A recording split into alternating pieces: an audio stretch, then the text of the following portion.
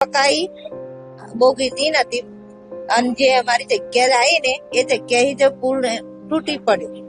તો અમે બધા પાણી એટલું આજે મહીસાગરમાં જાર એટલે પાણી બી ફૂલ. હા, અમારી ગાડી પડી અને ટ્રક પેલા પડી ને એમની જોડે જોડે અમારી ગાડી બી એમની જોડે જોડે ઘીસાઈ ગઈ. તે ના, અમારે બાજુમાં ટ્રક ને આમ જવાનું આમ અને અમારો આમ જવાનું. તે ટ્રક આમ બેઠી ને અમારી જોડે જોડે આમ બેસી ગઈ જોડે જોડે. હું તો પાછળની બાજુ બેઠેલી પાછળ એકીમાં. તે આગળનો ભાગ દબાઈ ગયો, પેલો ખટારાનો ટ્રક ને અમારી ગાડી ઉપર પૈડાઈ જતે નીચું થયું અને પાછળનું અધર થયું. તે હું નીચે અધર થઈને એરેનું નીકળી. હા, જાતે નીકળી.